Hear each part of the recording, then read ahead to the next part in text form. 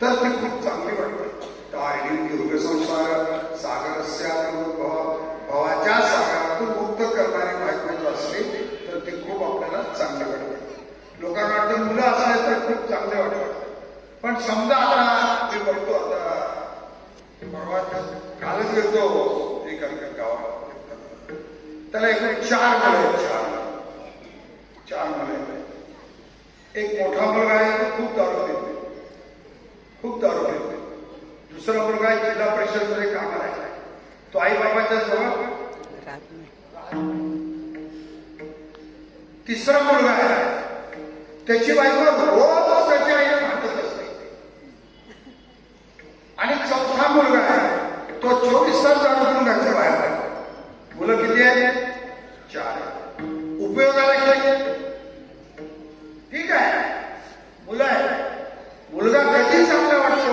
तो कुलभूषण चांगला वाटतो, कुलदीपक असला तर चांगला वाटतो, कुलाचा उद्धार करणारा असला तर चांगला वाटतो. लोक म्हणतात पैशाशिवाय मला आनंद मिळू शकत नाही, सुखी राहू शकत नाही. तुम्ही मला पैसा सांगा, पैसा सुखाचा साधन आहे का पैसा गरजेचे साधन आहे? पैसा जर सुखाचा साधन जर राहिला असतं तर तुकोबारासारखे महात्मे आज जगात आनंदी राहिले असते का? सांगा. माय भावने ज्ञानेश्वर महात्मासारखे महात्मे आज जगात आनंदी किती राहिले असते तुम्ही मला सांगा. आज पैसा सुखाचं साधन नाही आहे, पैसा गरजेचं साधन आहे. पण माणसाला असं वाटतं की पैसा असल्याशिवाय माणूस सुखी होऊ शकतो. असं आहे. पैसा असेल, नीती जर नसेल तर त्याचा उपयोग होत नाही. पैसा असेल, चारित्र्य नसेल तर त्याचा काही उपयोग होत नाही. पैसा असेल तर दान जर करत नसेल तर त्या पैशाचा काही उपयोग होत नाही. पैसा असेल तर महाराज घरातले पोरं जर लग्नाला गेले तर त्या पैशाचा काही उपयोग होत नाही. पैसा सुख देऊ शकत नाही. मग शाश्वत सुख काय आहे? माणसाला सुख पाहिजे. ऐका, संसारातलं लौकिक जेवढं सुख आहे ते सगळ्या बाहेरच्या गोष्टीपासून आपल्याला मिळणार आहे. पण परमार्थाचं जे सुख आहे, परमार्थाचं ते बाहेरून तुम्हाला मिळणार नाही. काया ही पंढरी, आत्मा हा विठ्ठल, नांदतो केवळ पांडुरंग. आता थोडस चिंतन वाटतं, पुन्हा वर्गाकडे येतो. घरापासून आपल्याला सुख वाटतं. आमदार साहेब परवा कार्तिक वारीचे कारण माझ्याकडे ज्ञानेश्वरी, भागवत, गाथा सगळं आणून दिलं. मी म्हटलो काय काम आलं? तर म्हटलं ब्राह्मणाकडे गेलो होतो. ब्राह्मण म्हटला तुम्हाला पंढरपूर ऊन येत नाही, तुम्ही वारी करायची. मग म्हटलं हे भेट घेऊन काय करू? तुम्हाला देऊ टाकतो. म्हणून पंढरपुरात जाऊन तुम्हाला काय दिलं? गीता, ज्ञानेश्वरी, भागवत आणि गाथा आणला आणि मला दिलं. म्हणलो काय आहे? तर म्हणला महाराज वडील पंढरपूरला आले आणि वारले. ब्राह्मणाने सांगितलं की पंढरपूरची वारी करू नका. अरे मी म्हणलो तुझ्या घरात आजा गेला, कर्जा गेला, बाप मसना गेला, देखत देखत नातू म्हणतो तोही पैशाची झाला. ते घर सोडायला तू नको म्हणतोस. आणि जे तुला मोक्ष देणारा पंढरपूर आहे ते तू सोडावं. मग त्याला समजावून सांगून सगळे अलौकिक सुख जर प्राप्त करायचं असेल तर तुम्हाला परमार्थ करावा लागेल. ऐका, संसारात हुडकूनही सुख सापडणार नाही आणि परमार्थात हुडकूनही दुःख सापडणार. परमार्थ करतात तर आनंदी राहतात, संसार करतात तर आनंदाच्या भासात राहतात.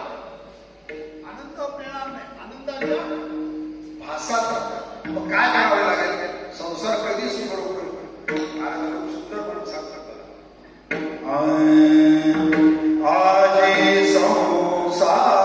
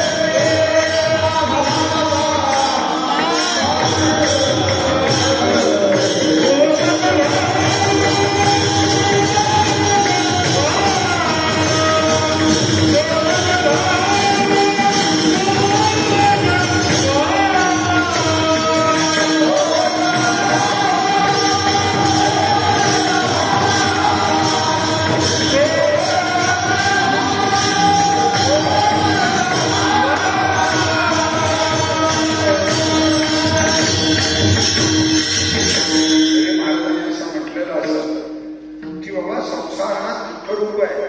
दुःख भांडवडी आहे हा संसार, सुखाचा विचार नाही कोठे, कोठे काही एक आहे. हे जरी खरे असलं पण या तसं कागद किती जरी कडू राहिलं, त्या कागदामध्ये गुळ घातल्यानंतर तसं तो गोड होतं. तसं संसार किती जरी खोटा असला, अवघाची संसार केला